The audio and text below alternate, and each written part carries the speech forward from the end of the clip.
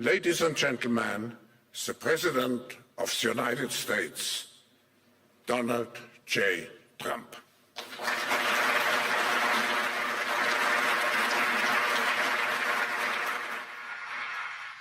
Well, thank you very much, Klaus, and hello to everyone in beautiful Davos. This has been a truly historic week in the United States.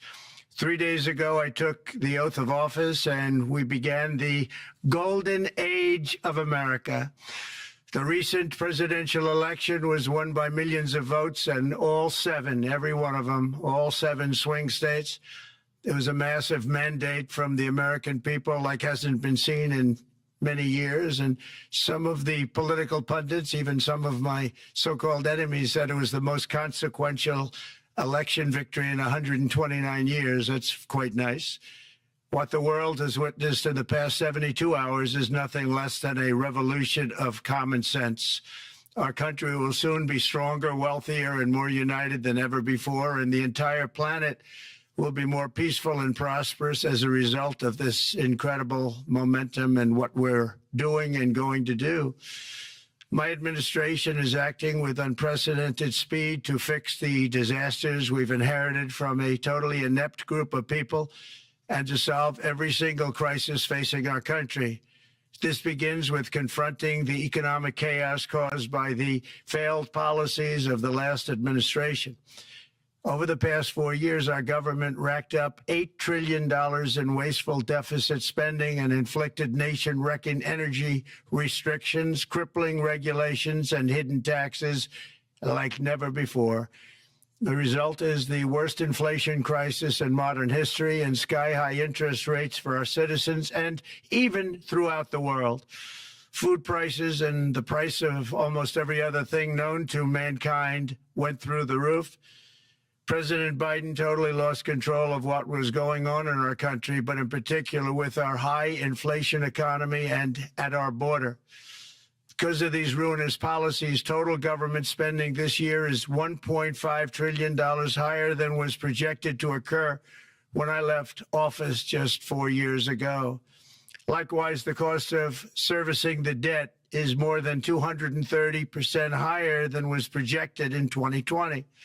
The inflation rate we are inheriting remains 50% higher than the historic target. It was the highest inflation probably in the history of our country. That's why from the moment I took office, I've taken rapid action to reverse each and every one of these radical left policies that created this calamity, in particular with immigration, crime, and inflation. On day one, I signed an executive order directing every member of my cabinet to marshal all powers at their disposal to defeat inflation and reduce the cost of daily life. I imposed a federal hiring freeze, a federal regulation freeze, a foreign aid freeze, and I created the new Department of Government Efficiency. I terminated the ridiculous and incredibly wasteful Green New Deal, I call it the Green New Scam, withdrew from the one-sided Paris Climate Accord, and ended the insane and costly electric vehicle mandate. We're going to let people buy the car they want to buy. I declared a national energy emergency, and it's so important, national energy emergency to unlock the liquid gold under our feet and pave the way for rapid approvals of new energy infrastructure. The United States has the largest amount of oil and gas of any country on earth, and we're going to use it. Not only will this reduce the cost of virtually all goods and services, it'll make the United States a manufacturing superpower and the world capital of artificial intelligence and crypto. My administration has also begun the largest deregulation campaign in history, far exceeding even the record-setting efforts of my last term. In total, the Biden administration imposed $50,000 in additional regulatory costs on the average American household over the last 4 years. I have promised to eliminate 10 old regulations for every new regulation, which will soon put many thousands of dollars back in the pockets of American families. To further unleash our economy, our majorities in the House and Senate, which we also took along with the presidency, are going to pass the largest tax cut in American history, including massive tax cuts for workers and family, and big tax cuts for domestic producers and manufacturers. And we're working with the Democrats on getting an extension of the original Trump tax cuts, as you probably know, by just reading any paper. My message to every business in the world is very simple. Come make your product in America, and we will give you among the lowest taxes of any nation on earth. We're bringing them down very substantially, even from the original Trump tax cuts. But if you don't make your product in America, which is your prerogative, then very simply you will have to pay a tariff, differing amounts, but a tariff which will direct hundreds of billions of dollars and even trillions of dollars into our treasury to strengthen our economy and pay down debt. Under the Trump administration, there will be no better place on earth to create jobs, build factories, or grow a company than right here in the good old USA. Already Americans' economic, you can see this, I think, maybe even in your wonderful, wonderful room that you're all gathered together, so many of my friends, but Americans, the economic confidence is soaring like we haven't seen in many, many decades, maybe not at all. Upon my election, it was just announced that small business optimism skyrocketed by 41 points in a single month. That's the highest ever. There's never been anything like that. SoftBank has announced between a $100 and $200 billion investment in the U.S. economy because of the election result. And just 2 days ago, Oracle, SoftBank, and OpenAI announced a $500 billion investment in AI infrastructure. Other companies likewise have announced billions and billions and billions, adding up to trillions of investment in America, in the United States. And it's also reported today in the papers that Saudi Arabia will be investing at least $600 billion in America. But I'll be asking the Crown Prince, who's a fantastic guy, to round it out to around $1 trillion. I think they'll do that because we've been very good to them. And I'm also going to ask Saudi Arabia and OPEC to bring down the cost of oil. You got to bring it down, which, frankly, I'm surprised they didn't do before the election. That didn't show a lot of love by them not doing it. I was a little surprised by that. If the price came down, the Russia-Ukraine war would end immediately.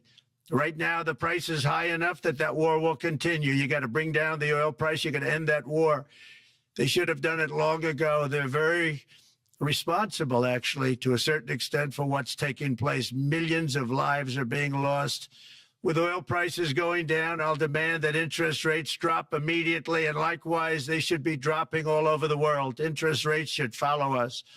All over, the progress that you're seeing is happening because of our historic victory in a recent presidential election, one that has become quite well known throughout the world. I think a lot of things are happening to a lot of countries. They say that there's light shining all over the world since the election, and even countries that we aren't particularly friendly with are happy because they understand what there is a future and how great the future will be. Under our leadership, America is back and open for business. And this week, I'm also taking swift action to stop the invasion at our southern border. They allowed people to come in at levels that nobody's ever seen before. It was ridiculous. I decided and declared to do, and very, very importantly, a national emergency on our border, immediately halted all entry of illegal border crossers, of which there were many, and began promptly returning the illegal trespassers back to the place from which they came. That action, as you've probably seen, has already started very strongly. I've deployed active duty U.S. military and National Guard troops to the border to assist in repelling the invasion. It was really an invasion. We will not allow our territory to be violated. After 4 long years, the United States is strong and sovereign and a beautiful nation. Once again, it's a strong, sovereign nation. In addition, I'm pleased to report that America is also a free nation once again. On day one, I signed an executive order to stop all government censorship. No longer will our government label the speech of our own citizens as misinformation or disinformation.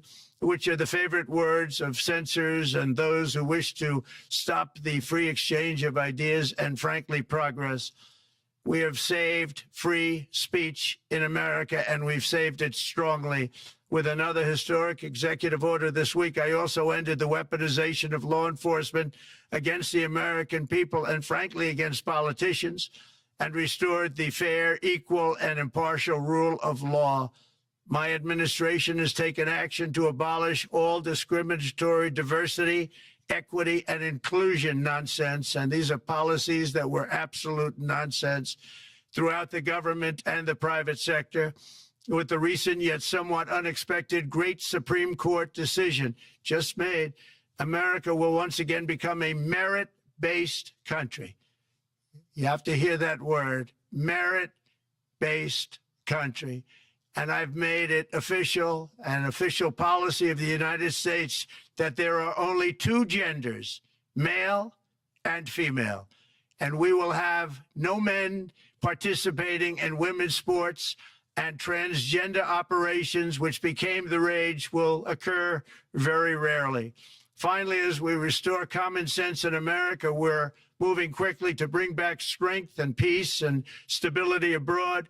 I'm also going to ask all NATO nations to increase defense spending to 5% of GDP, which is what it should have been years ago. It was only at 2%, and most nations didn't pay until I came along. I insisted that they pay, and they did, because the United States was really paying the difference at that time, and it was unfair to the United States. But many, many things have been unfair for many years to the United States. Before even taking office, my team negotiated a ceasefire agreement in the Middle East, which wouldn't have happened without us, as I think most of the people in the room know. Earlier this week, the hostages began to return to their families. They are returning, and it's a beautiful sight, and they'll be coming in more and more. They started coming back on Sunday. Our efforts to secure a peace settlement between Russia and Ukraine are now hopefully underway. It's so important to get that done. That is an absolute killing field. Millions of soldiers are being killed. Nobody's seen anything like it since World War II. They're laying dead all over the flat fields. It's a flat field farmland. And there's millions of Russians and millions of Ukrainians, and nobody's seen anything like it since World War II. It's time to end it. And here in America, we have big events coming up. Next year, we have the 250th anniversary of America's founding. I'm so honored to be president during that. That's been a big event. They've been talking about it for 10 years. We also have the World Cup, and I understand Gianni's in the room. Infantino, he was very instrumental in helping us get it. He's there with you someplace, I think, and I want to thank him for that. And then we have the Olympics coming up, which I was instrumental in getting also in my first term. And who would have known that by skipping a term, I would get the Olympics? I was upset. I said, you know, I got the Olympics to come and I won't be president. But it turned out through a stroke of luck, or whatever you might call it, that I'm going to be president during the World Cup and the Olympics and the 250th anniversary. So that's going to be three big events. And we've accomplished more in less than 4 days. We have really been working 4 days than other administrations have accomplished in 4 years. And we're just getting started. It's really an amazing thing to see. And the spirit and the light over our country has been incredible. Under the last administration, our nation has suffered greatly, but we're going to bring it back and make it greater, bigger, stronger, better than ever before. I want to thank everybody for being with you. I would have been there myself, except the inauguration was 2 days ago. I thought it might be a little bit quick to make it the first stop, but we'll get there one day. We hope to get there. But I do appreciate, I heard the audience is fantastic, and many of my friends are in the audience, and I will be taking questions now from some very distinguished people. Thank you all very much.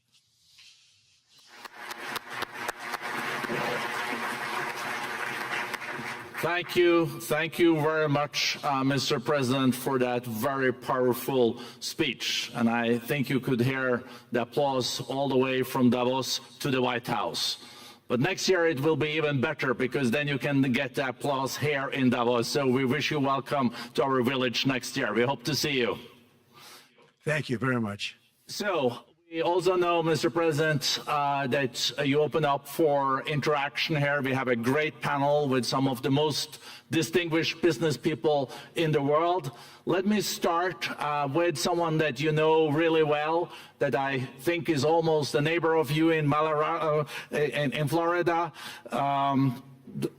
Mr. Steve Schwartzman, Chairman, CEO, and co-founder of Blackstone Group. So, Steve, floor is yours. Well, Mr. President, I'm sure the Crown Prince of Saudi Arabia will be really glad you gave this speech today.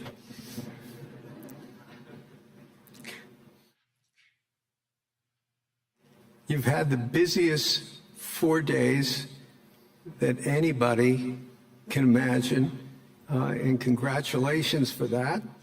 My question is about some of the things I've observed here at Davos. It's a terrific forum. I've met lots of people, as usual. I think I've been here 30 years. And a lot of the European business people have expressed enormous frustration with the regulatory regime in the EU, and they attribute slower growth rates here because of the numerous factors, but especially because of regulations. And you've taken a completely different approach in this area. And if you could explain the theory of what you're doing, how you're going to do it, and what you expect the outcome to be, I'd appreciate it. Well, thank you very much, and congratulations, Steve. You're a friend of mine, but on a great career. You have had an amazing career, and it continues. So I just want to congratulate you. Very inspirational to a lot of people. I want to talk about the EU, because you mentioned specifically that I have also had a lot of friends and leaders of countries. I've gotten to know them all my first term and a little bit during this period of 4 years, and know them well, like them a lot, but they're very frustrated because of the time everything seems to take to get approved, environmental impact statements for things that you shouldn't even have to do that, and many, many other ways that it takes. And I'm going to give you a quick little example. In the private life, my beautiful private life, before I had all these things happening, the world is a little different. I had a nice, simple life. You knew that. But when I had that simple life, I did projects. And I had a big project in Ireland. And it had to get approval on something that would have made it even better. And I got the approval from Ireland in a period of a week. And it was a very, very efficient, good approval. And they informed me, though, the problem is you're going to have to get it from the EU, and we think that'll take 5 to 6 years. And I said, you have to be kidding. And this was before politics. And I said, wait a minute, it's not that important. I don't want to go 5 or 6 years, but it would have been a big investment. It would have been nice, and it would have been good for the project. And I sent the people to the EU to see if they could speed it up, and basically it was a 5 or 6 year wait just to get a simple approval that Ireland gave me in a period of literally not much more than a week. And I realized right then, that was the first time I really was involved with the EU, but I realized right then that's a problem, and I didn't even bother applying to do it. Or if I did, I pulled it very quickly. I have to be very accurate because I don't want to be criticized. He did apply, actually. No, I want to be very accurate. So I don't think I did, but if I did, I pulled it very quickly. It was just something you couldn't wait 5 years or 6 years to get an approval. So a lot of, in a very big business sense, a lot of people are claiming that's the problem. From the standpoint of America, the EU treats us very, very unfairly, very badly. They have a large tax that we know about, and a VAT tax, and it's a very substantial one. They don't take essentially don't take our farm products, and they don't take our cars, yet they send cars to us by the millions. They put tariffs on things that we want to do. Like, for instance, I think they actually, in terms of these are non-economic or non-monetary tariffs, and those are very bad, and they make it very difficult to bring products into Europe, and yet they expect to be selling, and they do sell their products in the United States. So we have, hundreds of billions of dollars of deficits with the EU, and nobody's happy with it, and we're going to do something about it, but nobody's happy with it. So I think the EU has to speed up their process. Friends of mine that are in some of the nations within the EU, great people, they want to be able to compete better, and you can't compete when you can't go through the approval process fast. There's no reason why it can't go faster. So, I'm trying to be constructive because I love Europe. I love the countries of Europe, but the process is a very cumbersome one. And they do treat the United States of America very, very unfairly with the VAT taxes and all of the other taxes they impose. One other, just to finish up, I got a call from the head of a major airline, one of the biggest airlines in the world, and he said, "Sir, could you help us? What? Landing in Europe is brutal. They charge us fees for everything, and it's so unfair." I said, "How does it compare to China?" He said, it's much worse.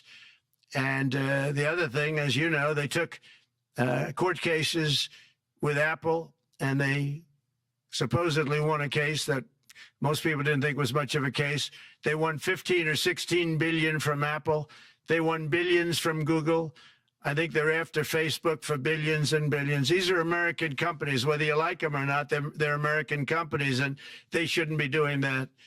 And that's, as far as I'm concerned, it's a form of taxation. So we have some very big complaints with the EU. Thank you. Thank you very much, Mr. President. We'll now go to one of your friends in the EU, Patrick Pouyanné. He's the chairman and CEO of Total Energies. I guess you have a question ready, Patrick, for the president. Mr. President, as we understand, energy is at the top of your agenda, and it's an honor for me to represent the energy industry tonight in this panel. Total Energies is indeed the fourth largest oil and gas and electricity company in the world. I will not ask you a question about the oil price. It's quite clear what you expect from us. I will go to gas more. And our company is the largest #1 exporter LNG from the US company. We are a strong contributor to, and we invest in a mammoth LNG projects in Texas, $20 billion. It's far from 200, but it's $20 billion. And we contribute with that to security of supply to Europe as we export this LNG to Europe. Some experts fear that if there are too many projects developed in the US on LNG, this could have an inflationary impact on the US domestic gas price. And they recommend a pause on these projects. I would ask you the following question. What are your views about such a pause on investments on LNG in the US? What would happen if you would observe an increased domestic gas price because of these exports? And final question, which is important for Europe, would you agree to guarantee security of supplies of US LNG to Europe? Well, on the last part of your question, yes, I would. I would make sure that you get it. If we make a deal, we make a deal, you'll get it. Because a lot of people do have that problem. They make a deal and then it can't get supplied because of war-type problems and other problems. So we would absolutely do that.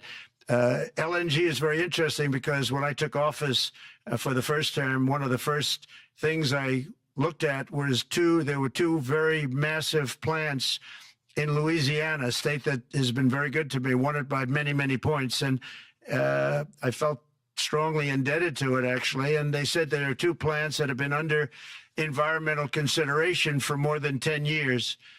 And they were costing, as you say, you know how expensive those plants are, but they were costing like 12 billion and I think 14 or 15 billion, but they couldn't get their permits. They were in review for years, many, many years, like a decade or more. And I said, so ridiculous. I know so much about that because in the construction industry, I had to go through it too, but I got good at it after a while. But I saw the projects, and you're talking about a total investment of 25 to $30 billion, and it looked like it was going to end. They couldn't get their permits, and I got them done in less than a week. It was done, completed. In fact, when they called them to announce that it was done, the countries, largely countries, Japan was involved and another country and some very big investors, they couldn't believe it. They actually couldn't believe it. And I said, just do yourself one favor. Don't pay any consultants, because the only one that got it done was me. I got it done because it was the right thing to do for the U.S. and for the world, but the consultants had nothing to do with it. You know, the consultants go in and they say, give us millions of dollars because Trump did it. Nobody called me about it. I just heard it was a problem for years. And I got it done because it was the right thing to do for the U.S. and the right thing to do for beyond. It had to do with energy, very important. So I think it's very important. I think I disagree with one. I think the more that you do, the lower the price is going to go. And what I'd like to see is rapid approvals. We're going to give very rapid approvals in the United States, like with the AI plants, talking to many people want to build them. That's going to be a very big thing. We're going to build electric generating facilities. They are going to build. I'm going to get them the approval. Under emergency declaration, I can get the approvals done myself without having to go through years of waiting. And the big problem is we need double the energy we currently have in the United States. Can you imagine? For AI to really be as big as we want to have it, because it's a very competitive, it'll be very competitive with China and others. So I'm going to give emergency declarations so that they can start building them almost immediately. And I think it was largely my idea because nobody thought this was possible. It wasn't that they were not smart, because they're the smartest. But I told them that what I want you to do is build your electric generating plant right next to your plant as a separate building, connected. And they said, wow, you're kidding. And I said, no, I'm not kidding. You don't have to hook into the grid, which is old and, could be taken out. If it's taken out, they wouldn't have any way to get any electricity. So we are going to allow them to go on a very rapid basis to build their plant, build the electric generating plant. They can fuel it with anything they want, and they may have coal as a backup, good, clean coal, If there were a problem with a pipe coming in, as an example, you're going with gas, oil or gas, and a pipe gets blown up or for some reason doesn't work, there are some companies in the U.S. that have coal sitting right by the plant so that if there's an emergency, they can go to that short-term basis and use our very clean coal. So that's something else that a lot of people didn't even know about, but nothing can destroy coal, not the weather, not a bomb, nothing. It might make it a little smaller, might make it a little different shape, but coal is very strong as a backup. It's a great backup to have that facility, and it wouldn't cost much more money. And we have more coal than anybody. We also have more oil and gas than anybody. So we're going to make it so that the plants will have their own electric generating facilities attached right to their plant. They don't have to worry about a utility. They don't have to worry about anything. And we're going to get very rapid approvals. Thank you. Thank you so much, Mr. President. We'll now go to another CEO that you know very well, Brian Moynihan, the CEO and chair of Bank of America. Good afternoon, Mr. President, and congratulations, and obviously an eventful week for you and your family. If you remember 5 years ago, you came here and we walked among 150 CEOs from all over the world, and you engaged with them about your policies and your procedures. This year, you're not here, and yet this week was eventful from the orders that you mentioned earlier, literally a wave of orders coming out on immigration, on trade, and many other matters. And so, as a representative of the United States here, we got a lot of questions about what does all this mean and how would the president square this with his clear focus on growth, prosperity, market growth, stock market growth, a good bond market, in bringing down prices. So how do you think about the impact of all these orders and how fast they come out, and how you're going to balance them with that scorecard of being successful in both continuing GDP growth, bringing down inflation, and also having a good stock price appreciation for the American citizen? Well, I think it's going to actually bring down inflation. It's going to bring up jobs. We're going to have a lot of jobs. We're going to have a lot of companies moving in. You know, Brian, we're at 21%. It was at 40%, and I got it down to 21%, the corporate tax. And it was actually, if you look at state and city, it was in many cases much higher than 40%. I got it down to 21%. And now we're going to bring it down from 21 to 15% if, there's a big if you make your product in the U.S. So we're going to have the lowest, just about the lowest rate. It'll be, the 21 is on the low side worldwide. The 15 is about as low as it gets. And by far the lowest of a large country, a large, you know, rich, powerful country, by far, not even a contest. So we're going to bring it down to 15% if you make your product in the USA. So that's going to create a tremendous buzz. We're also probably going back to the one-year deduction where we deduct, you know, we did that originally, and that was amazing what the impact that had, the one-year deduction, which built up over a period of time, and then it expires. But we're going to go back to that when we do the renewal of the Trump tax plan. We have to get Democrats to approve it. But, you know, if the Democrats didn't approve it, I don't know how they can survive with about a 45% tax increase, because that's what it would be. And so I think they're going to be, we've been working along with them pretty well. I think it's very hard for a political group to say, let's charge people 45% more. So I think we're in good shape, but we're actually doing a reduction for business and small businesses where you're going to bring it down to 15%, which is really something. And by the way, speaking of you, and you've done a fantastic job, but I hope you start opening your bank to conservatives, because many conservatives complain that the banks are not allowing them to do business within the bank, and that included a place called Bank of America. They don't take conservative business. And I don't know if the regulators mandated that because of Biden or what, but you and Jamie and everybody, I hope you're going to open your banks to conservatives, because what you're doing is wrong.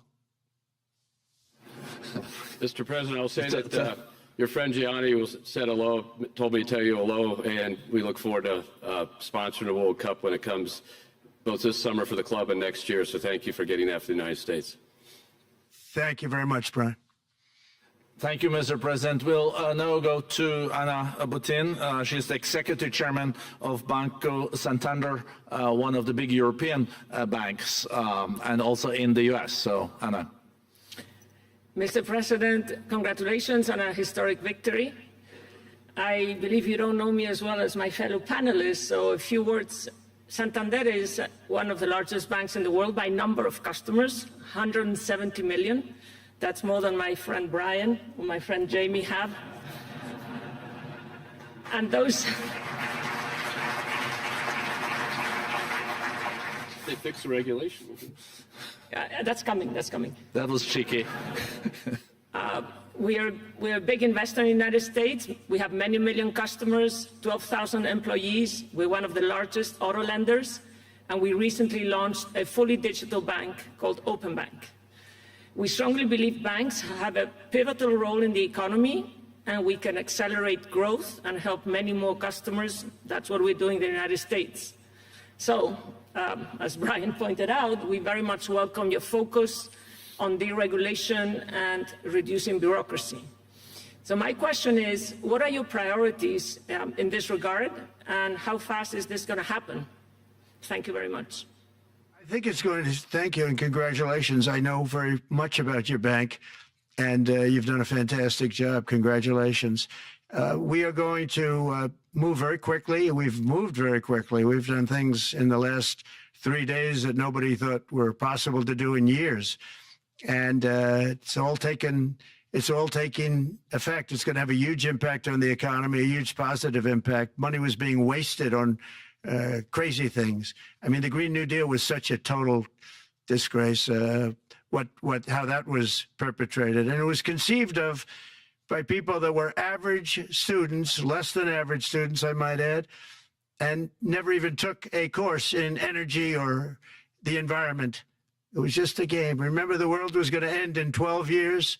Remember that? Well, the 12 years has come and gone. It was going to end. It was going to all foam into earth. But, you know, the time has come. These people, and they really scared the Democrats large. I can't say the Republicans. The Republicans maybe could have fought harder to stop it, but it's been a tremendous waste of money. You know, during my 4 years, we had the cleanest air, we had the cleanest water, and yet we had the most productive economy in the history of our country. We had the most productive economy until COVID came. We had the most productive in the history of our country by far, and actually, you can look worldwide. We were beating everybody from China to everybody else. So, and we think we really now, with what we have learned and all of the other things that have taken place, we think we can even far surpass that, actually far surpass it. But we do, one thing we're going to be demanding is we're going to be demanding respect from other nations. Canada, we have a tremendous deficit with Canada. We're not going to have that anymore. We can't do it. I don't know if it's good for them. As you probably know, I say you can always become a state. And if you're a state, we won't have a deficit. We won't have to tariff you, et cetera, et cetera. But Canada has been very tough to deal with over the years. And it's not fair that we should have a $200 billion or $250 billion deficit. We don't need them to make our cars, and they make a lot of them. We don't need their lumber because we have our own forests, et cetera, et cetera. We don't need their oil and gas. We have more than anybody. So, you know, just as an example, with Mexico, we're dealing with Mexico, I think, very well. And we're just, you know, we just want to be treated fairly with other nations, because there's hardly a nation in the world, and I blame this on us, and I blame it on politicians that, for some reason, probably mostly it's stupidity, but you could also say other reasons, but mostly stupidity. They've allowed other nations to take advantage of the U.S., and we can't allow that to happen anymore. You know, we have debt. It's a very small debt when you compare it to the value of the assets that we have, but we don't want to do that. We want to just have debt be obliterated, and we'll be able to do that fairly rapidly. And a lot of good things are going to happen. And honestly, good things are going to happen for the world, and good things are going to happen for the people that are dealing with us, allies and beyond allies.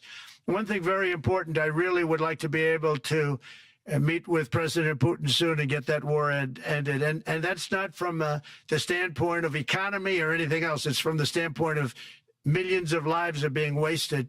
Beautiful young people are being shot in the battlefield. You know, the bullet, very flat land, as I said, and the bullet goes, there's no hiding. And a bullet, the only thing going to stop the bullet is a human body. And you have to see, I've seen pictures of what's taken place. It's a carnage, and we really have to stop that war. That war is horrible. And I'm not talking economy. I'm not talking economics. I'm not talking about natural resource. I'm just talking about there's so many young people being killed in this war. And that's not including the people that have been killed as the cities are being, you know, knocked down building by building. So we really should get that stopped. Likewise, in the Middle East, I think we've made a lot of progress in the Middle East, and I think that's gonna come along pretty well.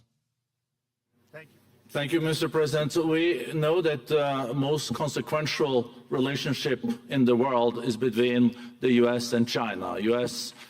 28% of the global economy, China close to 20%. That's almost half of the global GDP. And we know that you called President Xi Jinping last Friday. We heard that you had a good discussion. How do you see the relationship between the U.S. and China in the next 4 years under your leadership? He called me, but I see it very good. I think that we're going to have a very good relationship. All we want is fairness. We just want a level playing field. We don't want to take advantage. We've been having massive deficits with China. Biden allowed it to get out of hand. He's $1.1 trillion deficit. It's ridiculous. And it's just an unfair relationship. And we have to make it just fair. We don't have to make it phenomenal. We have to make it a fair relationship. Right now, it's not a fair relationship. The deficit is massive, as it is with other countries, a lot of Asian countries, actually. But we have deficits that are very big, and we can't keep doing that. So we're not going to keep doing that. But I like President Xi very much. I've always liked him. We always had a very good relationship. It was very strained with COVID coming out of Wuhan. Obviously, that strained it. I'm sure it strained it with a lot of people, but that strained our relationship. But we always had a great relationship, I would say, and we look forward to doing very well with China and getting along with China. Hopefully, China can help us stop the war with, in particular, Russia, Ukraine. And they have a great deal of power over that situation.